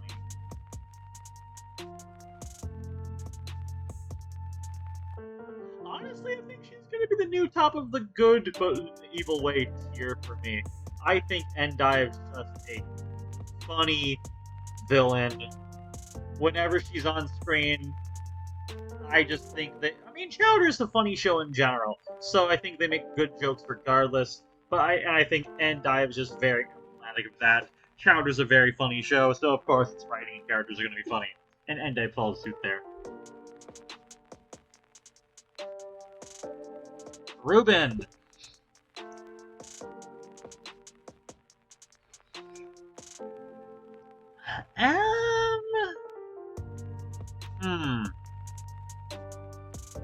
He's kind of funny. Not much else to say about him beyond that. Whatever. I remember him making me laugh a couple times.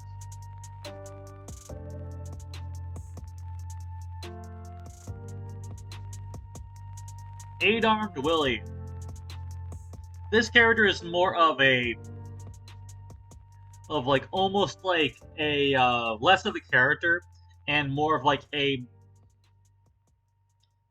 natural disaster kind of villain, I guess. Not exactly, but this villain is more of a threat than a character, which is fine. I also do like the character design, but overall, with all things considered, I'm gonna put him here.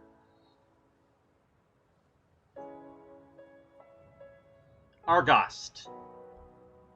I think is a good villain. I think it's an interesting idea to design a villain of a cartoon after the Crypt Keeper from Tales of the Crypt. I think it's a fun design aspect.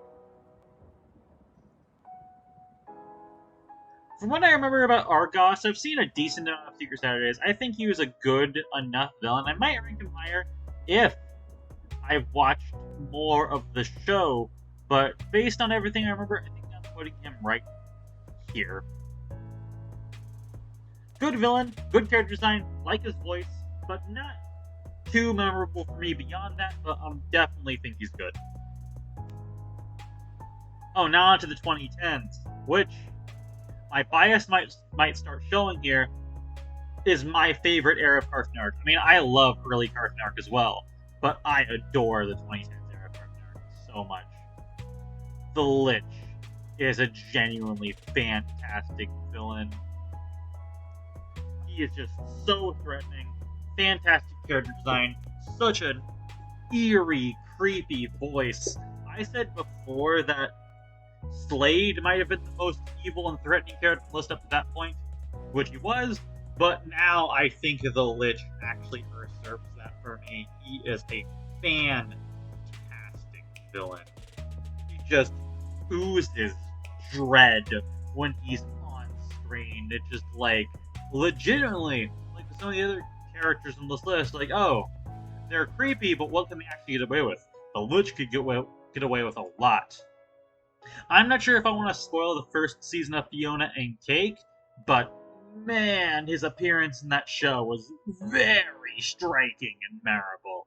He is evil incarnate, and that's why I think he's a fantastic villain. That being said, Ice King is really funny, and a more well-rounded character. Ice King's ultimately, I mean, he was a villain early on. I mean, I could still rank him as a villain. He was a villain early on, but eventually he was redeemed. You know, I think I'm gonna give a couple more points to villains who are actually villains more throughout their entire shows. So I'm not, even though Simon Petrikov is my favorite character so far, all things considered, I think you can only put him up to there. Because I do love him as a character, I do think he's hilarious, and I think his story and character progression were done amazingly. As a villain, he's also fantastic, but I have to give more credit to the more villainous villains, if that makes any sense.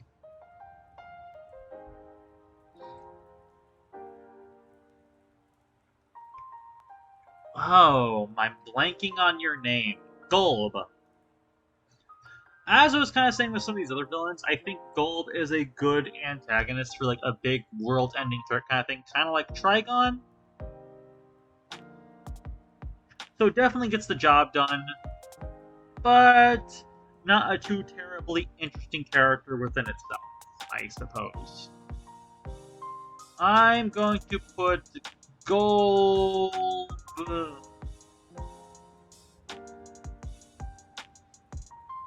Oh, wow. At the bottom of this tier, I guess. Because I do think he serves his plot purposes well. But I don't have anything more significant to say about this character, because the character doesn't talk. Very threatening. Made a very big impact in Adventure Time's series finale. But not much more to say about it beyond that for me. Gumball, I think is a good villain. Not as much of the screen presence as like some of the other Adventure Time villains I have up here, like Ice King and Lich, but Definitely a good, solid antagonist for the series. I'm gonna put Gumball here. Hudson Abadir. I think he's a funner character than Gumball. He has a very fun screen presence about him and a very, very good character design, very interesting relationship with Marcelina's daughter.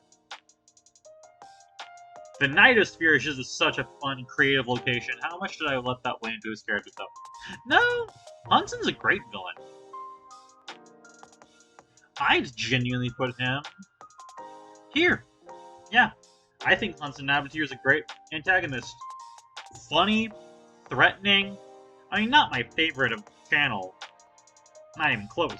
But I do think he does what he does well, and he does have a good screen presence to him.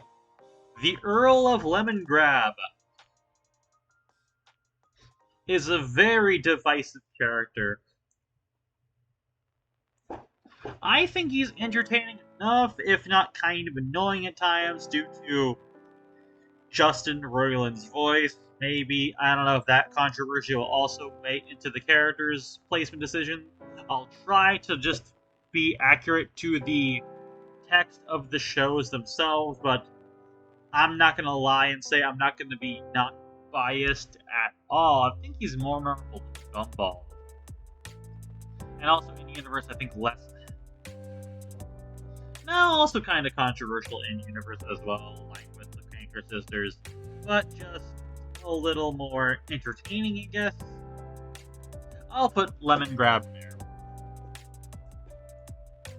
Van Kleiss, I think, is a good antagonist. I remember being a very threatening villain for Generator Rex.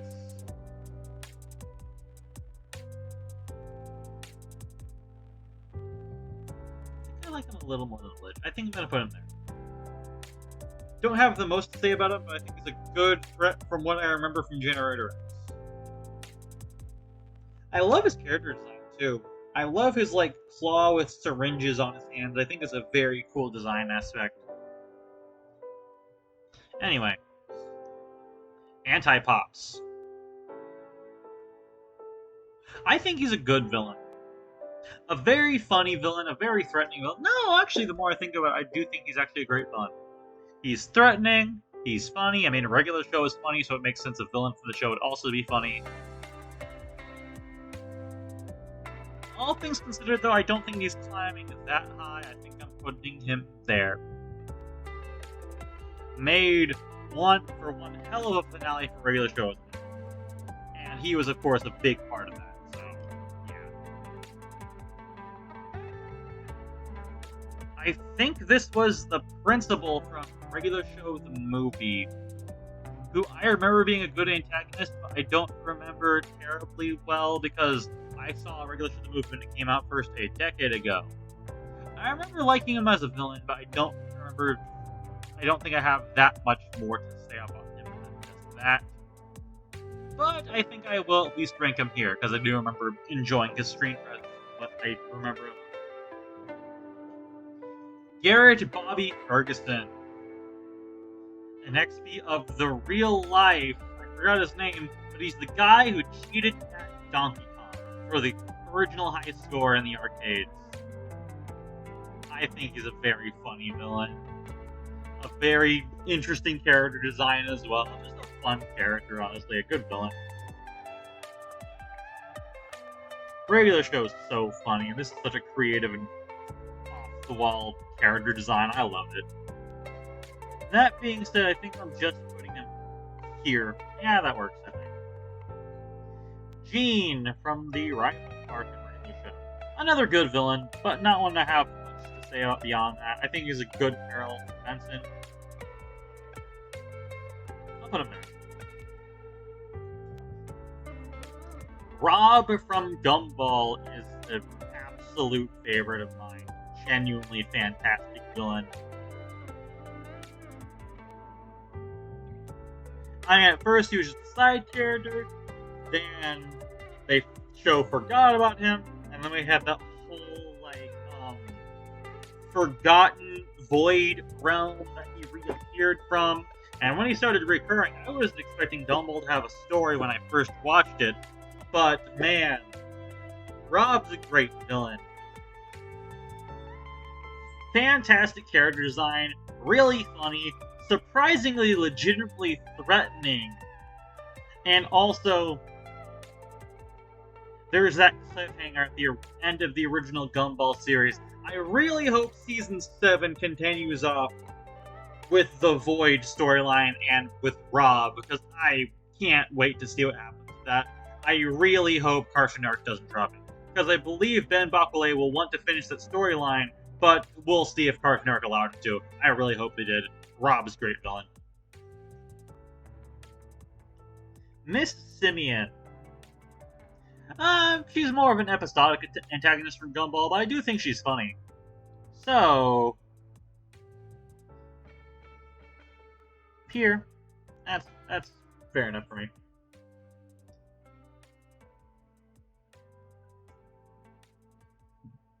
Also, I do have more to say about some of these villains than others, so that's why some segments are longer than others. I have more things to say about some more than others.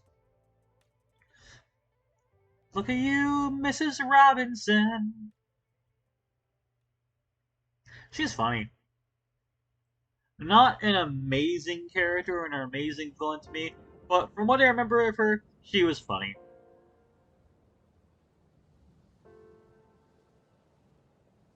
Yeah, that works for me. Aunt Grandma. I think this is a fun character design and a fun villain. A very interesting contrast to Uncle Grandpa, also. I don't know. I just remember having a lot of fun with her as a character. I believe, from what I remember, I think she has a British accent, and she's just very haughty and kind of... I don't know. She's a fun villain, from what I remember. I'll put her... here. Yeah, sure. I don't have too much to say about her.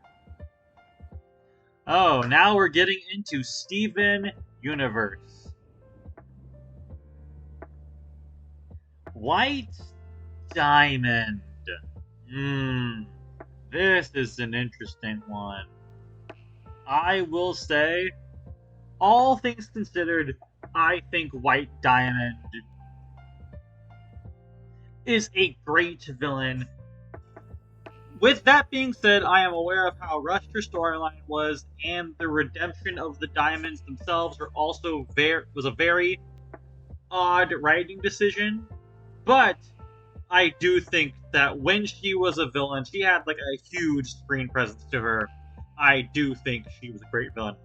Great voice, great character design, very threatening, very interesting villain. I honestly wish we could have spent more time in Season 5 to flesh out the Diamonds as villains more. Most specifically, White. White needed to be fleshed out more than the other ones. A little rushed? Yes. Did she deserve to be redeemed? That's very debatable.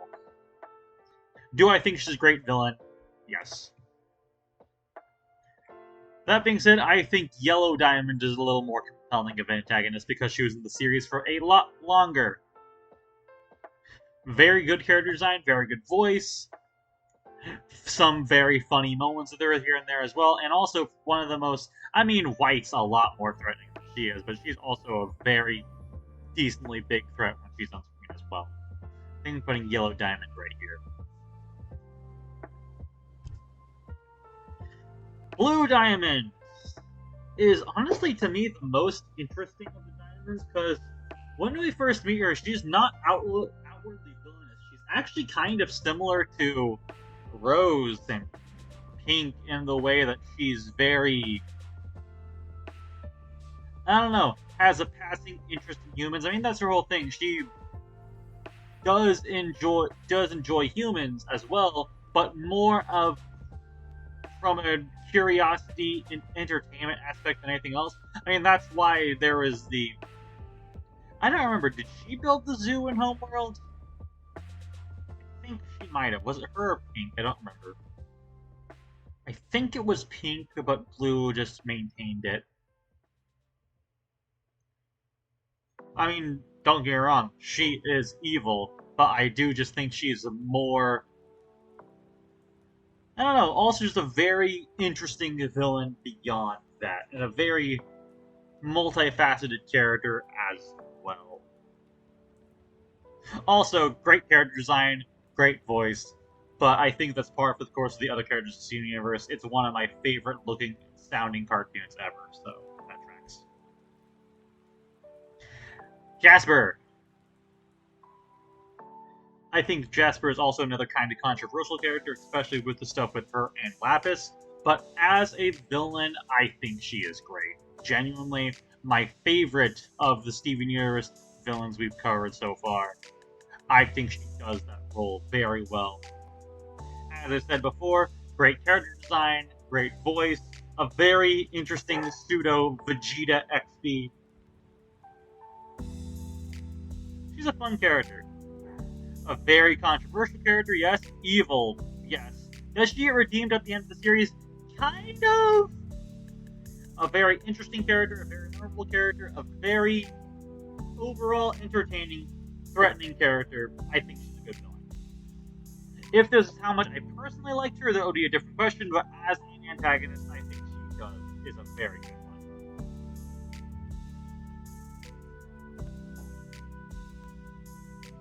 Spinel, I think, is even better. I think so far of the Steven Universe villains we covered, Spinel is absolutely fantastic. I mean, I adore Steven Universe movies, so this should not be a surprise. That being said, she is also redeemed within the movie itself. I'm putting her there. Spinel is a fantastic villain. Love her voice, love her character design. Of course, the other Steven Universe characters. Her songs are fantastic. She is legitimately threatening, but also very sympathetic. You just understand, like, almost exactly where she was coming from. Doesn't make her actions excusable, but it does make them interesting to think about. She is a very interesting, deep, multifaceted character. Very entertaining, very funny, very sympathetic, very threatening. I'm not sure if I'd call her straight up evil. I'd say she's more just like was in a bad situation and made some very, very bad decisions. But Spinel is a fantastic character. I love her so much. Next up, we have Bluebird, I think her name was. The fusion of Aquamarine and Eyeball, I believe, if I remember correctly. I think she was a good enough villain. I mean, are we taking Aquamarine and Eyeball individually as well for Bluebird? I think with all that being said, she's a good villain. But I'd rank her honestly at the top of this tier. I don't think I'd put her up in this tier, but definitely at the top of this tier. Peridot.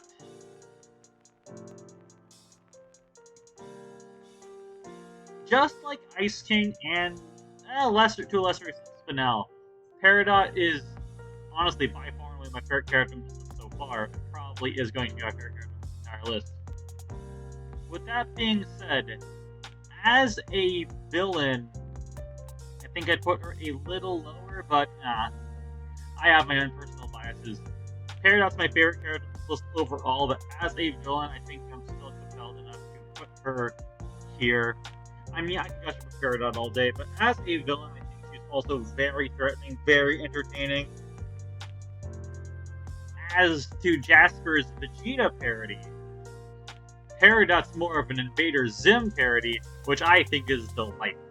She is just a very entertaining, fun... When she's a villain, she's very entertainingly evil in like a very funny way, but also can be threatening and has been threatening. But when she's redeemed, she becomes one of my favorite characters of all time. I love Peridot. I think she's a great character, but also served her purpose early on in the series as a great antagonist as well.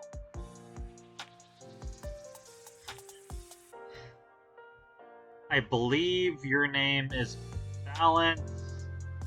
I remember you being fine. I don't want to be mean and put a character in this tier for one I don't remember that well. I do vaguely remember you as being almost like an evil parallel to Clarence, but I don't really have that much to say about you beyond that. Interesting. I mean, I was gonna say it's interesting that Belson's not here, but Belson's not a villain. He's more just like a grumpy kid, I guess. I don't think it's fair to call him a villain. I don't know. I don't have that much to say with this character. Come, wayward souls, and wander through the darkness. The Beast. Not as high as some of these other villains in the top tier we have here, but definitely deserves a spot there. Fantastic voice acting, fantastic character design. The biggest threat villain on this entire list? Probably not. Up there, absolutely. But what I will say is he is definitely the creepiest character Cartoon Network has ever shown off. He is a wonderful antagonist.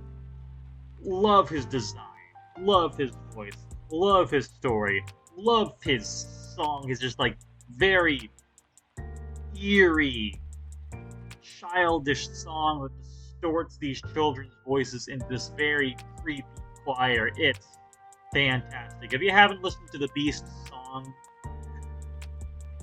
since you've seen Over the Garden Wall, I'd recommend listening to it again. It is fantastic. It's just haunting, but almost in an oddly beautiful way. I love it. By the way, Beast, despite Over the Garden Wall being only 10 episodes, this is a fantastic villain.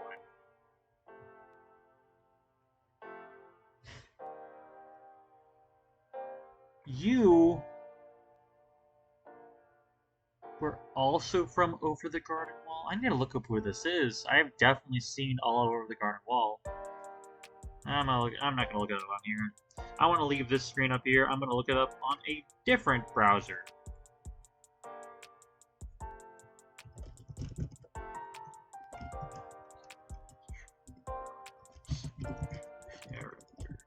I mean, maybe I shouldn't be ranking this character if I don't remember her off the top of my head, but I'm already looking it up, so might as well continue what I was doing.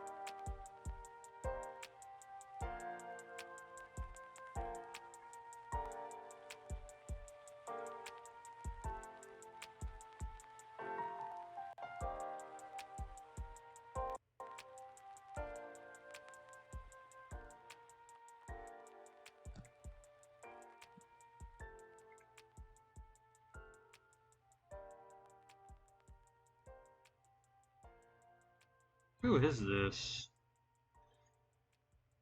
Adelaide.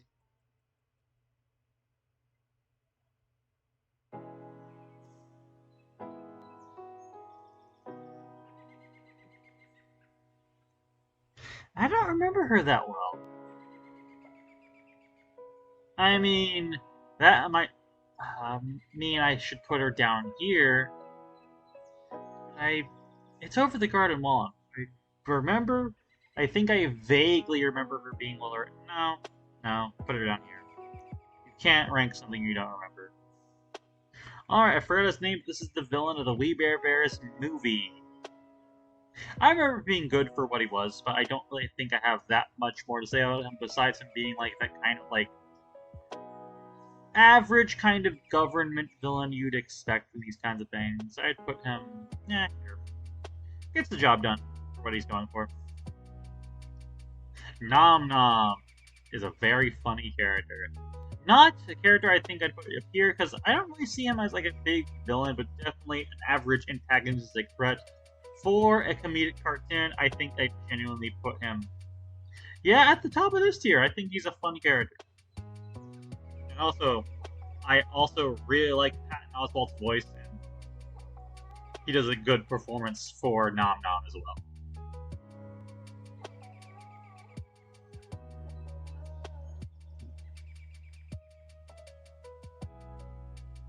Despite the controversies with the creator of Mighty Magiswords, I think Morbidia and Gateau are fun villains. I'm just going to be ranking the content itself and not endorse the creator. As villains, I think Morbidia and Gateau, I'd genuinely probably put. I could put them at the top of the tier if I wanted to, but I think I'm going to put them here. I think they're fun antagonists. They definitely remind me of Jesse and James from Pokemon. And from what I remember, I think Gateau is voiced by Aaron Hansen from Game Grumps, which I think is a fun fact. It's just this series is kind of just like, whenever I think about it now, I'm just going to think about like the creator and his crimes. Anyway, I'm not going to dwell on that though. Okay, we get to the cast of Villainous. Black Cat's a really fun character. I think he's a great villain. I mean, a protagonist could be a villain as well. If this is a Nickelodeon one, I think Zim would be on that list as well. I'm gonna put Black Cat at the bottom of this now. I like how this tier is kind of uniform, actually. I think I'm gonna put Black Cat at the...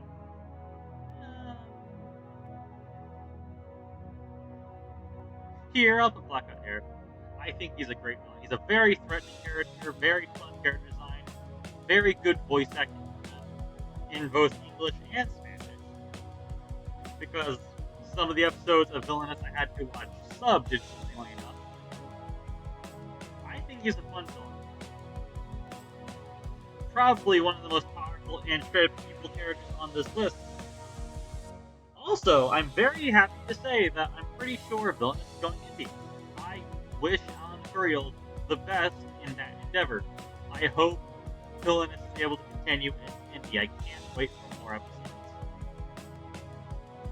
Then we have Dementia, who I think is a very fun character as well, and I actually like more than Black Cat. I'm not sure if I'm going to rank her above Jasper. Dr. Flug, another very fun character. A little lower than the other ones, though. With the cast of Villainous, I think I'm putting him here. And 505, as voiced by Markiplier, interestingly enough. That's a fun fact for you. I think he's a fun character. I don't really see him as a big villain, though. I think that might dock him some points because that he's a very nice character who just so happens to be a villain. That being said, I think I'm putting him like here. No. Here. I think that works. Now on to OKKO, Let's Be Heroes. Professor Venomous is a great villain. Oh, do I rank him in the top? I don't want to break that up. I don't think he's beating the beast for me. Well, so instead, he's going to be the new top of the delightfully devilish tier. I think Professor Venomous is a fantastic villain. Love his character design, love his voice acting, and all the different, I don't want to spoil them, but a lot of the different twists and turns they have with this character near the end of the series for OKKO might be a little rushed, but that's mostly because OKKO is getting canceled. They wanted to fit all the story they wanted to fit into the show itself. But I think there are a lot of very interesting, memorable decisions done with all those twists. But I just think Venomous is just a fantastic villain despite that. He is just a very entertaining character who steals the show whenever he's on screen. But speaking of OKKO, Boxman. is also a very good villain. A very funny one, can be threatening, but mostly is really, really funny. I think I'm gonna give Boxman a lot of points. I don't like him as much as Venomous, but I do think he's still a great villain. Also, I think they might be the first villainous power couple on here so far, because if you did not know, Boxman and Venomous were not out. I'm not sure of the canonicity of it, I don't remember that exactly, but I'm pretty sure they were dating near the end of the series of OKKO, which I think is just a very fun decision. Also, the fact that I want to point out the fact that Boxman is a parody of Eggman, which I think is a very fun thing as well about it. Daryl is a very fun lackey. He's kind of like almost like a pathetic character in a way that makes him kind of funny. I'm gonna put Daryl here. He's a fun character. I like Shannon a little more, though. She is another, like, kind of like Eris, actually, another, like, Valley Girl-esque antagonist. But I honestly think... yeah, I think I'm gonna put Shannon there. I think I like Shannon as a character more than some of these other characters higher up. But as a villain, I don't think I can put her terribly high. I just think she's a fun character. Shannon's great. Okay. Now we have Raymond, who I also think is a great villain from OKKO. He's a lot more flamboyant and fun. A lot more. He's actually probably the biggest parallel to James we have on here so far. I know I said Morbidi and Gateau kind of did that Jesse and James shtick as well in Mighty Magic Swords, but I think Raymond kind of embodies that like anime pretty boy villain even better. He's just a fun character. That being said, as a villain, I think I'm putting him here actually. Yeah, actually, I think that's about right. Oh, it seems like we're nearing the end of this. Stripe from OKKO Crossover Nexus. Actually, if there is ever like another Cartoon Network crossover video game that needed a big bad from one of the shows, aside from like maybe Aku, I think Stripe would also be a good choice because he was literally made to be a villain of a Cartoon Network crossover. That being said, I think he's not there for too long, of course, but I think he gets the job done. I think he's a memorable and fun enough character with a great voice and character design. That being said, I'm putting him right there, probably. Alright, Orangus Snake from Mao Mao Heroes of Pure Heart. I think he's a great villain, honestly. He's another very comedic, fun villain, but he also has a very interesting backstory. And, I don't know, I think he's just a very fun, memorable, interesting, entertaining character. I think he's a lot of fun. Specifically, probably one of the other funniest villains we have on this list so far. That being said, I think I'd rank Orangus Snake about here. Fairly high, actually. I think he's a good villain. I really wish Mao Mao got a second season. I'm pretty sure I heard a rumor at one point that Mao Mao Season 2 is done, but it's just in a vault somewhere. I really hope they could release it eventually, if that is the case. Xavier from Craig of the Creek. Another absolutely fantastic villain. I don't think any of these characters are going to be kicked out of my... No! You know what? I'm going to... No, I think I'll leave it. As I was saying about Xavier, though, Xavier is a fantastic villain. I mean, something like as seemingly mundane and episodic as Craig of the Creek was early on, I was kind of surprised but also delighted when they went in the direction of actually making the show partially more story-driven, with its own overarching story and, like, antagonist and everything like that. I think that was a wonderful decision, and it made me love the show even more. Craig of the Creek is severely underrated. It is genuinely like one of my top 10, if not top 5 favorite Cartoon Network shows ever. I adore it to pieces, and Xavier is a very, very good antagonist.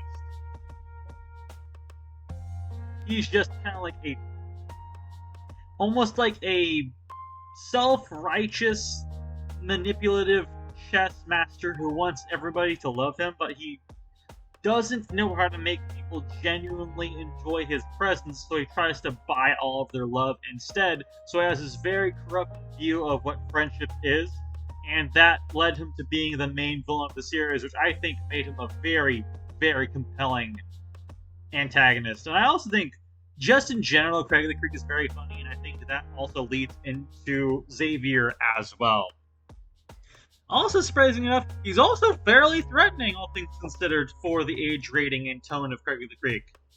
I don't know. If you haven't seen Craig of the Creek, I'd very much recommend that, but Xavier is a fantastic antagonist. Oh, lastly, we have, this guy's, I think he's like the evil magician from Victor and Valentino. I do remember him. I do remember him being a fairly fun character, but I don't think I'm going to rank him... Misclicked. Let me grab him again. I don't think I'm going to rank him terribly high, though. I think I'm going to rank him just about here. From what I remember him being a good villain, but I don't remember too terribly well, so I'm putting him there. And then we have the last stretch, which is the villains from Infinity Train. This, I think her name was Amelia. I think she was a very great, very interesting antagonist who I really, really want to see more of. Infinity Train Season 5 or an Infinity Train movie, Cartoon Network. Please! Anyways, despite everything around her character and how much we don't know about her that we should have known from what we were shown of her, I still think she's a fantastic villain that I would put right here. Also, if you haven't seen Infinity Train, watch it. It is genuinely one of the most well-written shows Cartoon Network has ever released. It is so good. Next up, I forgot their names, but these are the two metal police officer detective guys from Infinity Train Book 2. I vaguely remember them having different personalities, but I don't remember which ones. And I think the one with the hat, was the main one. Anyways, with that being said, they were more presented as a duo anyway, so I think I'm going to place them side by side. But what I remember, they were very, very compelling villains. That being said, I don't think I'm going to put them too terribly high. I think I'm going to put them both right... I think they deserve to be in this tier, but I'll put them at the bottom of this. Oh, what was your name? Okay, I'm gonna look this up. I need to look this up.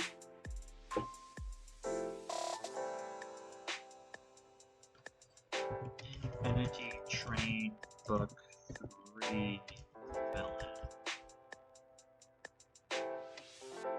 Simon! Yes, Simon is a very interesting character. I think that he is. His descent into madness as the season went on was very interesting. He is probably... I mean, we didn't get as much of Amelia as I would have hoped, but I'll place him first before I talk about him more. Honestly, right there, very high. I think... No, I actually think from what we saw of him, I think he was actually a better antagonist than Amelia. I'll put him a little higher, actually. Like, his descent into madness near the end of Book 3 was just... It was sight to behold. It was just... I am surprised at how dark Cartoon Network let Infinity Train be, but I love them for it as well. I mean, that might also be partially one of the reasons why Infinity Train was cancelled, but that's for a conversation for another day. Simon is a fantastic villain. And honestly, I don't want to spoil much about Infinity Train. I know a lot of people who are watching this have probably seen it, But no, a lot of you probably have. Most of you probably haven't. It's a relatively recent show. If you haven't seen it, watch it. You can see why this villain is this high up. He is an incredibly compelling villain. And lastly, we have. I'm pretty sure you were the villain of Infinity Train Book 4. I remember really liking Book 4 as well, but just like this character from Over the Garden Wall that I try to look up as well, I am going to just put you right here. And with that, that's my Cartoon Network villain tier list. Meaning, my top was 1, 2, 3, 4, 5, 6, 7, 8, 9, 10, 11. Top 11 favorite Cartoon Network villains of all time. I'm going to do a quick recap here at the end. 10th place, the Beast from Over the Garden Wall. No, 11th place, the Beast from Over the Garden Wall. Sorry. 10th place, the Lich from Adventure Time. 8th place, Slade from Teen Titans. 7th place, no. 9th place, Slade from Teen Titans. 8th place, Rob from The Amazing World of Gumball. 7th place, Chris McLean from Total Drama Island. 6th place, Peridot from Steven Universe. 5th place, Spinel from Steven Universe. 4th place, Ice King from Adventure Time. 3rd place, Aku from Samurai Jack. 2nd place, Father from Codename Kids Next Door. And 1st place, my overall favorite full-time villain from Cartoon Network, despite the fact that he gave villainy right at the end of the original run and the special Powerpuff Girls rule. My overall favorite Cartoon Network villain of all time is Powerpuff Girls' Mojo Jojo. And with that, I think I'm going to end the stream right here. Thank you for watching. See you next time, whenever that is.